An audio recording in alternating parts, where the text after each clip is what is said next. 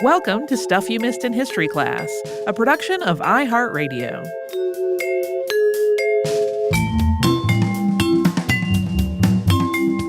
Hello and welcome to the podcast. I'm Holly Fry. And I'm Tracy V. Wilson. We recently, not too far back, ran our Giorgio Vasari podcast as a Saturday classic. And today's topic sort of tangentially touches him on the timeline. Not entirely tangential.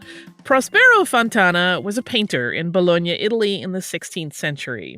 He was relatively successful because he was skilled and he worked quickly. He stayed busy with commissions because he just had a track record for dependability, particularly in fresco work and portraiture. And he worked for Giorgio Vasari on a number of projects. Prospero Vasari is germane to today's topic because he was today's topic's father. We are talking about another painter, Prospero's daughter, Lavinia Fontana. So let's get into it. Lavinia Fontana was born in Bologna, Italy in 1552. We don't know the exact date she was born. As we just mentioned, her father was a painter. Her mother, Antonia de Bartolomeo de Bonardis, was from a family that made its fortune in publishing. The Fontanas were not nobles, but they did live comfortably, and Lavinia's baptismal sponsors were men from the Bolognese nobility. Lavinia was one of 3 children in the family. She had a sister and a brother named Emilia and Flaminio. Both of them died, though, not in their childhood, but when they were young adults. Yeah, one had been a teenager and one, I think, was in their early 20s. Lavinia studied under her father, who was a leading member of the Painters Guild in Bologna, and he worked in the Mannerist style, which is what he taught Lavinia. He had also taught his other children, Emilia and Flaminio, but Lavinia was the one that was just most naturally gifted at painting. She was educated beyond art. She was very well educated in mathematics, Latin, and music, as well as her painting classes with her father. Mannerism, just as a quick refresher, was very popular in 16th century Italy. It originated in Florence, but it wasn't referred to as mannerism until much later in the 18th century. This period follows right on the heels of work that was done by Da Vinci, Michelangelo, and Raphael, and it shows a move away from the classicism and naturalistic beauty that those artists sought to create in their work. Mannerism is slightly more stylized. Sometimes it can even be bizarre. It slightly exaggerates otherwise realistic compositions so that, say, a sitter's limbs might be a little too long or their head a little too small. Incredible detail in the foreground is often combined with a really sparse or unrealistically simple background. As she reached her 20s, Lavinia transitioned into a painting career, which was an unusual step for a woman in Bologna in the 1570s. She is often referred to as the first woman painter in Western Europe to have a successful career. It's a little more nuanced than that. There were other women in Italy making a living in the arts, most famously Sofonisba Anguissola, who was about 20 years older than Lavinia. These 2 women are often discussed in tandem when considering art of the period, and they were also compared to one another at the time by their contemporaries. Sofonisba, who could and probably will be her own episode at some point, was born into the nobility, although at a low level that did not come with wealth, and she became a court painter. Other women artists who managed to make a living at it before Fontana worked exclusively at convents, creating devotional art. So what sets Lavinia apart is that she was not noble by birth, and as she advanced her art career, she made her living through commissions from a variety of clients, like her father had. The groundwork for this career had been laid very carefully by Prospero. He encouraged clients to commission Lavinia's first professional works. He had also given away small pieces she'd painted to help establish her reputation. So while she was unique as a professional, she benefited from her father serving as her supporter, both technically as a painter and as sort of an early public relations manager. Yeah, he made some other very significant moves in her life that we'll talk about. The first signed work that we know of by Lavinia is a portrait of a boy from 1575. There isn't a record of who this child was. He is dressed in rather fancy clothes, so he was likely the son of a wealthy family. Although it is a very early work, many of the hallmarks of Lavinia's painting style are already present. For example, the fabrics of the boy's clothing are rendered in just incredible detail. The pose is quite formal. The boy does not look relaxed in his body posture, and he makes direct eye contact with the viewer. In a painting estimated to have been created in 1575, titled Mystic Marriage of St. Catherine of Alexandria is shown having a vision of Christ.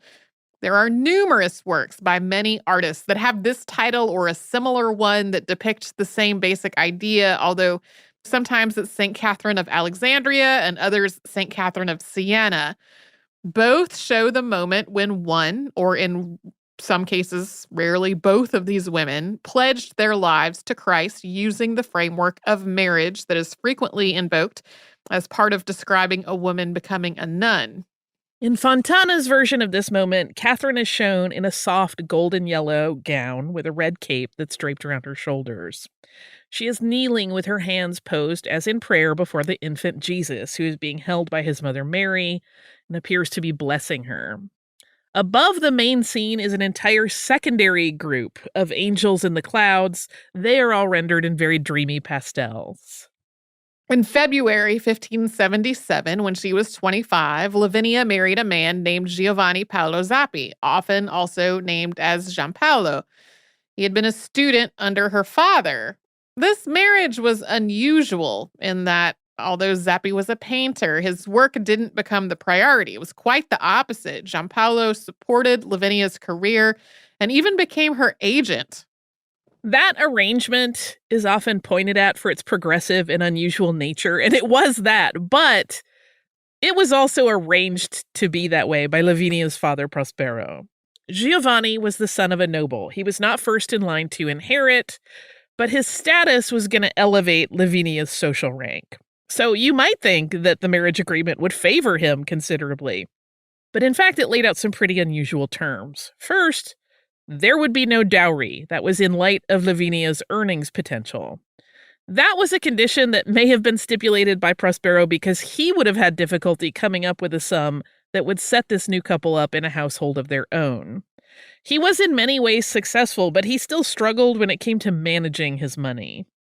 Second, the couple had to live with Prospero, who would support them in exchange for Lavinia continuing to work with him. Basically, Prospero, who saw his daughter's earning potential, promised the Zappi family that she could be the breadwinner. There was also language in the contract that Giampaolo would also paint, and money that he brought in would be kind of part of this family collective. But it appears that he was just not really at the same level of Lavinia, and he stopped trying to have an art career pretty early on. While this arrangement undoubtedly benefited Prospero Fontana by keeping his daughter as his assistant, in the long term, it also meant that she was supported in her artistic career by her spouse.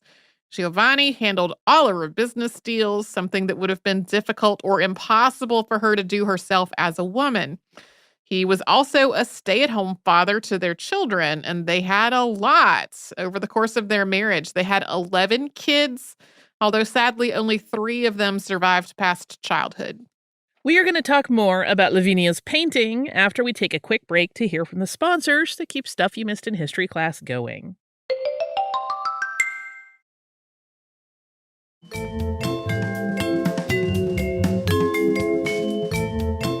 Even before her marriage, Lavinia's skills as a portraitist were widely recognized. Her father-in-law, Severo Zappi, noted her work in a letter that he wrote her before she and Giovanni were married. Lavinia had sent him 2 portraits, and he was quite pleased with them. And in addition to portraits of other people, Lavinia painted self-portraits, though not very many. And those self-portraits offer an interesting window into how she saw herself and how she presented herself to the world. And, as noted in a piece of writing by Catherine A. McIver, Professor Emerita of Art History at the University of Alabama at Birmingham, what's really, really interesting is that Lavinia did not paint herself as an artist. In her 1577 painting Self-Portrait at the Virginal, which was one of the portraits she sent to her future father-in-law, she's seated at a small harpsichord. An attendant is standing behind her holding a music book. Her painting easel is in the image, but it's sitting empty in the background, and she's dressed in layered, jeweled clothes that would have been popular with the nobility of the day. In Latin, at the top left of the image is the note Lavinia, the unmarried daughter of Prospero Fontana, took this, her image, from the mirror, 1577. Art historians have interpreted this painting as being Lavinia's assurance to her future relatives that she's a lady of refinement with a career that can support her family. As an aside, this was a time when Bologna was kind of ahead of a lot of other places in terms of women's education. Women were allowed to enroll at the university, although they couldn't study all of the same subjects as men. Law, medicine, and theology courses were only permitted for male students. But in showing herself in this portrait with the harpsichord as musically accomplished and including a Latin inscription, Lavinia was very carefully and clearly showing her own level of intellect and knowledge in line with the culturally held values of education at the time. In 1579, she painted the tiny self-portrait in the studiolo, which is a circular portrait, 6 inches in diameter, showing her in her study. This is a commissioned piece. Collector Alfonso Calconio already had a self-portrait of Sofonisba Anguissola, and he wanted one of Lavinia to go with it. In the portrait, she's wearing fine court dress with a stiff, ruffled collar, and she's seated at a desk with books and sculptures holding a pen. She also wears a large gold cross, and her gaze is fixed on the viewer, although her head is in a quarter profile so that she's not actually facing the viewer directly. In the 1580s, Lavinia became very popular with women clients in particular. Carlo Cesar Malvasia was a historian in the 17th century who wrote a book on Bologna's famous artists, and this is often referenced as an important source when it comes to studying Fontana, although he wrote it in 1678, which was more than 65 years after Lavinia's death. So keep in mind, he does not always have firsthand accounts. In it, he writes, quote, "For some time, all the ladies of the city would compete in wishing to have her close to them, treating her and embracing her with extraordinary demonstrations of love and respect, considering themselves fortunate to have seen her on the street or to have meetings in the company of the curious young woman. The greatest thing they desired would be to have her paint their portraits, prizing them in such a way that in our day no greater prices could be charged by a Van Dyck or Justus Sustermans."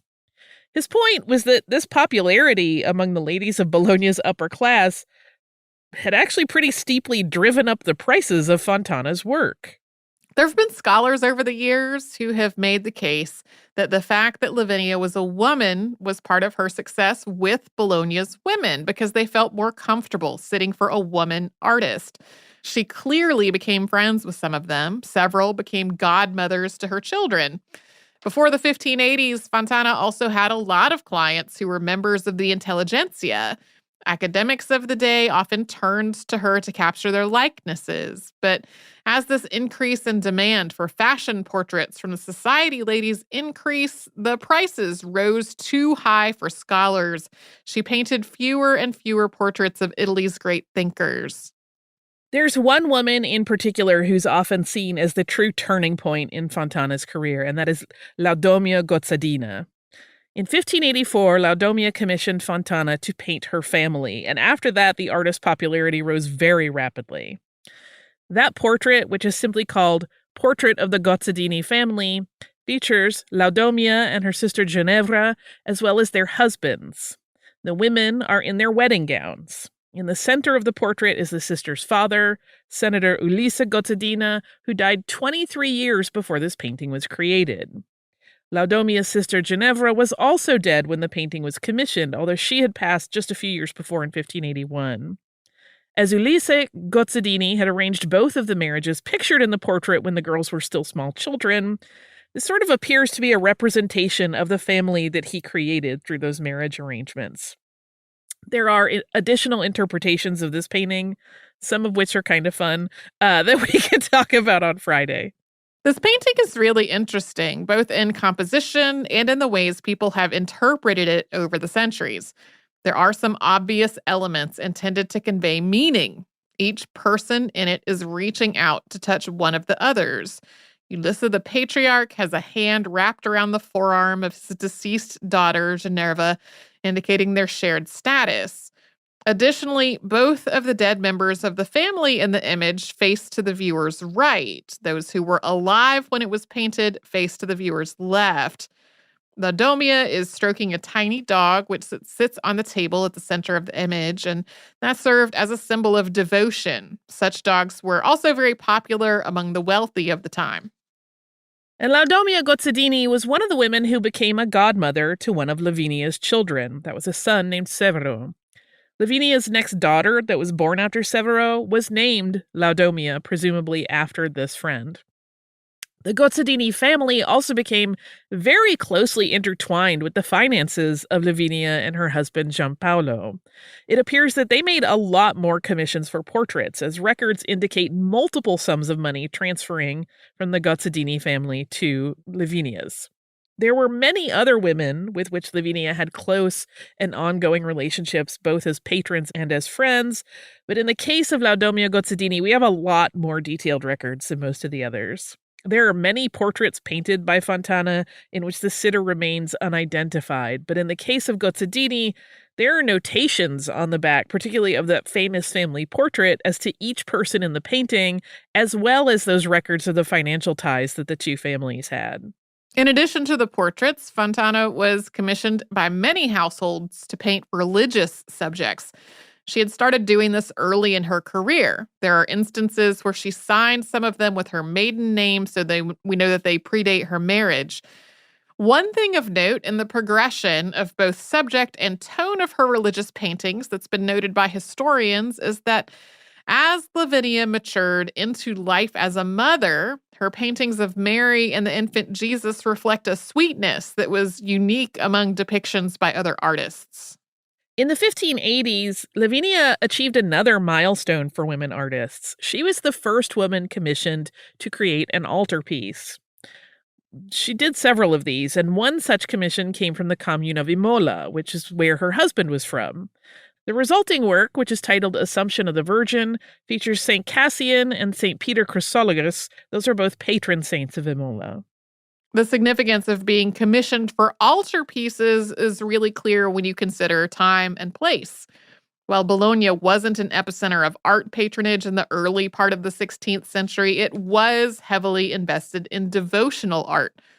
One of Bologna's points of pride was another altarpiece in the city that had been painted by Raphael in the early 1500s. So for Fontana to be commissioned to make one was a really big deal.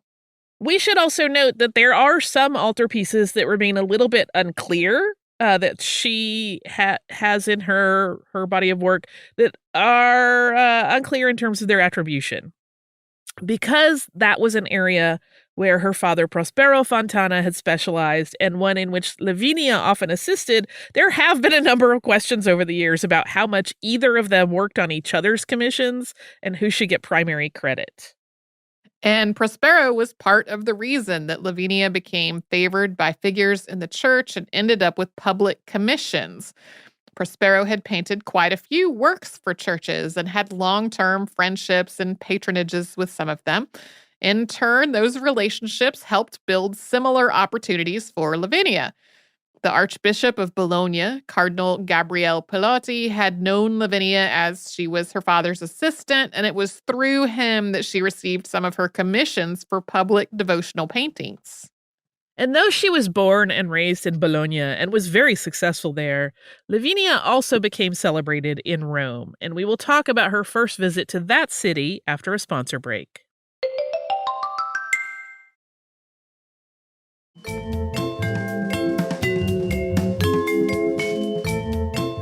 Lavinia visited Rome for the first time in 1586. While she was there, she expanded her client base to include Cardinal Francisco Pacheco of Spain, which garnered her a commission for King Philip II of Spain, so very high profile. A subsequent visit to Rome in 1600 led to a similarly momentous commission when Lavinia was asked to paint a chapel altarpiece in the city. Around 1595, though that date is uncertain, Lavinia painted the first of only a few paintings we know of covering mythological figures. This painting is Mars and Venus, and it was groundbreaking. First, this may have been the first time a woman painter, and certainly one of high stature, took on this genre. Mythological paintings had always been the domain of men, and a lot of men have painted Mars and Venus. Second, the figure of Mars is covered only by a cloth, which wraps around his body at the groin level, and Venus is totally naked.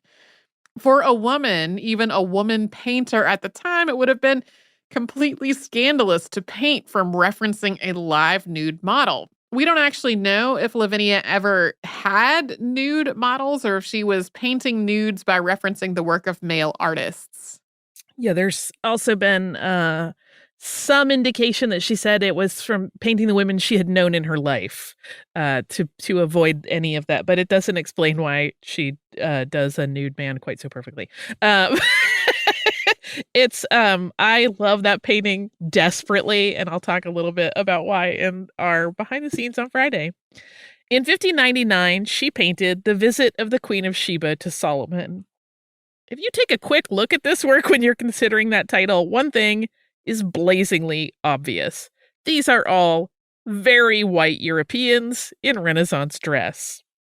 Though there is still hearty debate today about whether the biblical land of Sheba would be in present-day Africa, specifically Ethiopia, or in the Arabian Peninsula, specifically Yemen, many depictions of the Queen of Sheba created by European artists do definitely whitewash her. There is a little bit of additional nuance to consider in the case of Fontana's painting. It is widely accepted that she created this work as a sort of portrait allegory. She was casting two contemporary Italian nobles in the roles of Solomon and the visiting queen. There is additional debate about exactly who those Italian nobles are. The most popular theory for a long time was that it is Vincenzo I of Gonzaga and Eleonora de' Medici, who were the Duke and Duchess of Mantua in the late 16th and early 17th centuries. That aligns with when the painting was created. However, recent developments have introduced an alternate theory. We're going to talk about that later in the episode. Part of the trouble in identifying the models for this piece is that it doesn't appear in any records until the 1700s, when it was noted as being in Bologna's Palazzo Zambeccari. The work was presumably commissioned, but there's no clear evidence as to who may have contracted Lavinia to paint it. After that, it traveled to Paris in 1859 and was purchased by Napoleon III's cousin. Then it was one of only a few paintings saved when the Palais Royal burned during the uprising of the Paris Commune, which means this crosses paths ever so briefly with that recent podcast on Gustave Courbet. At that point, the painting moved to London before being purchased by the National Gallery of Ireland. Because she had made connections to so many religious figures in Rome, after her father Prospero died in 1603, Lavinia was invited to move to Rome permanently by Pope Clement VIII. She had enjoyed the favor of popes before him. Pope Gregory XIII, who had been pope from 1572 until his death in 1585, had been a patron. And when Pope Paul V became the 233rd pope in May of 1605, after the very brief papacy of Leo XI, he not only was her patron, but he also gave her the very prestigious position of portraitist in ordinary, i.e., the primary portraitist at the Vatican. Lavinia's largest work was complete while she lived in Rome.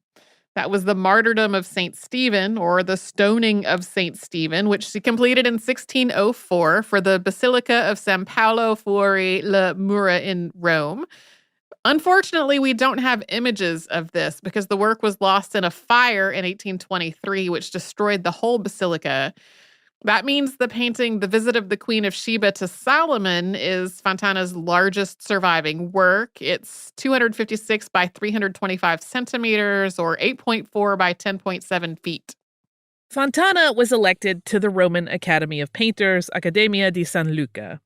This was rare not just for a woman, but it was an honor that wasn't given to many male artists either.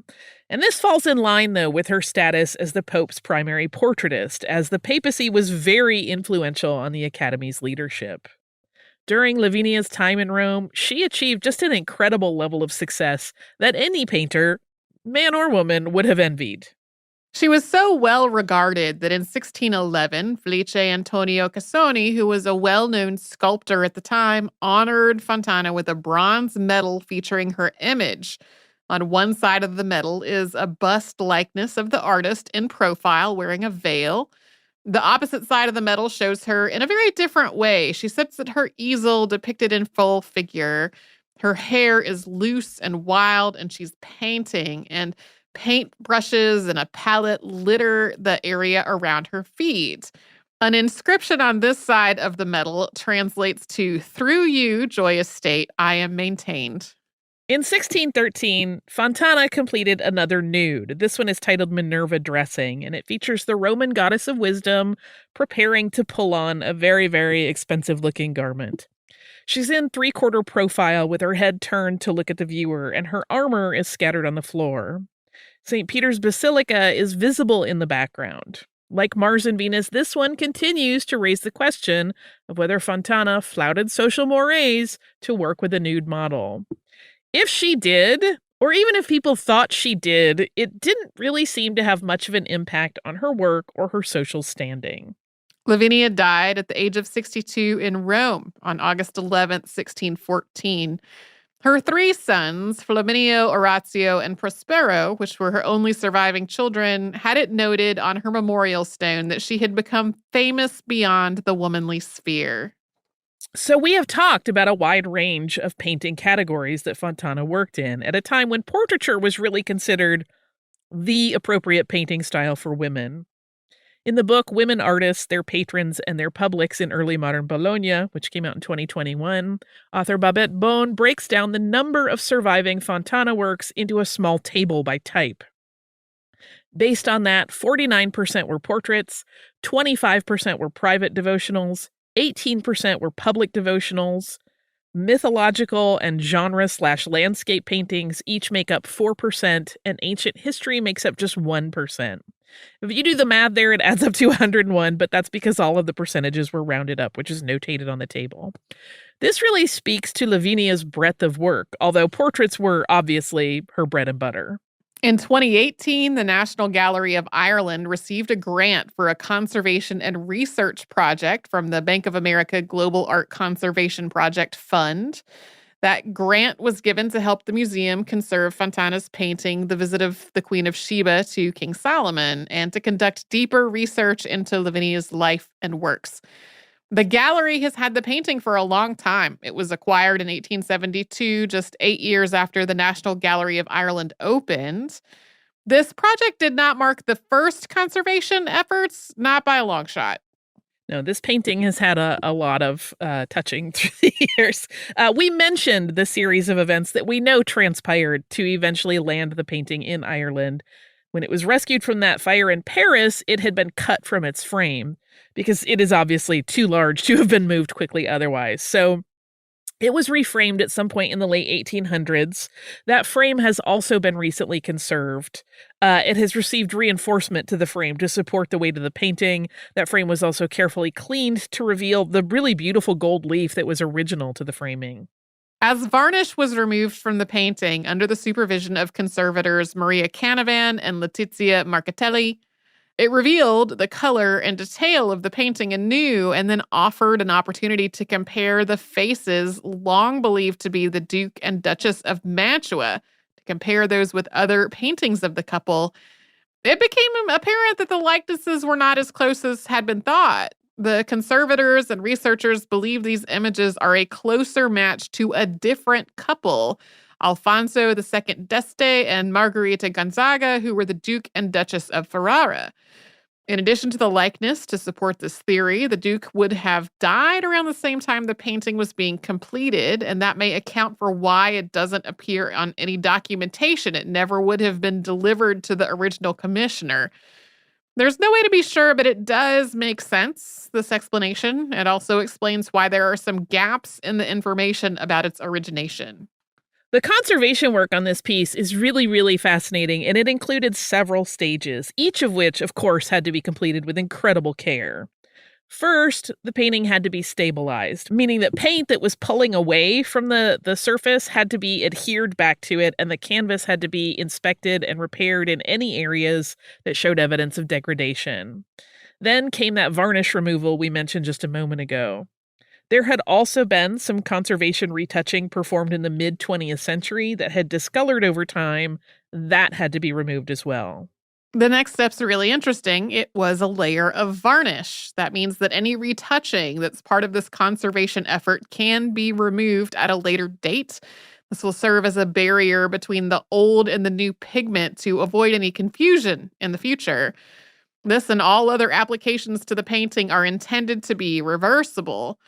The retouching technique used to fill in areas of the painting where color has flaked away is also intended to complete the painting without creating any question of what was original versus what was new. So this retouch painting is done using tiny dots and lines. If you're standing back from the painting, it looks complete. But if you get up really close, you can see that these sections aren't part of the original painting. This was all part of the research the gallery conducted through the Lavinia Fontana Conservation and Research Project, and that conservation has been completed. The painting is back on view now, which makes me want to go to Ireland soon. Lavinia Fontana's high profile as one of the first women in Europe to make a living as an artist has continued to be important to the discussion of representation equity in the art world. In February of 2022, the National Gallery of Victoria in Melbourne, Australia, acquired one of Lavinia's paintings as part of an ongoing effort on the part of the museum to address, quote, historical gender imbalance. The painting added to the NGV's collection is Mystic Marriage of St. Catherine. So many paintings. Mm-hmm. I am I am very, very into her work. Like I said, we're going to talk about Mars and Venus behind the scenes. Okay.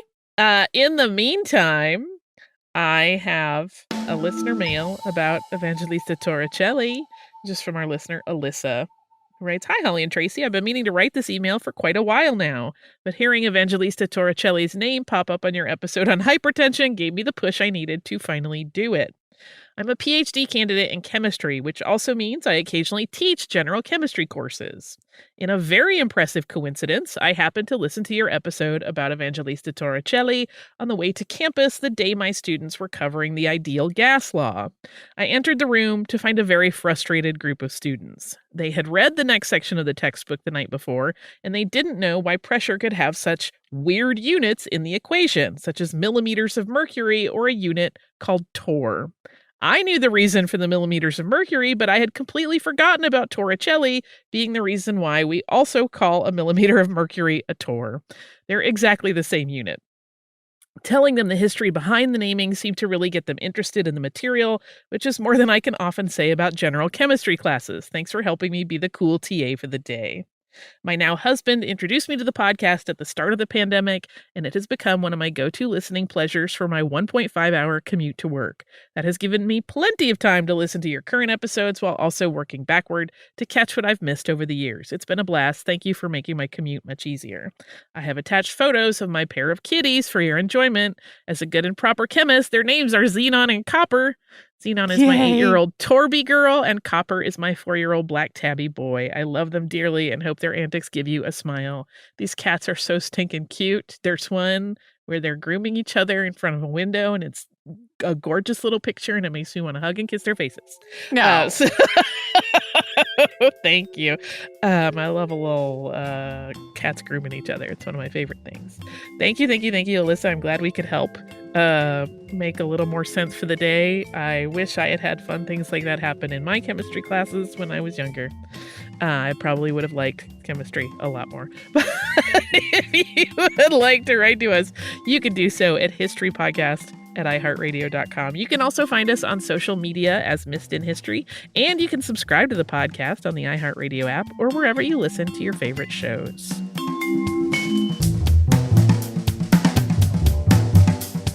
Stuff You Missed in History Class is a production of iHeartRadio. For more podcasts from iHeartRadio, visit the iHeartRadio app, Apple Podcasts, or wherever you listen to your favorite shows.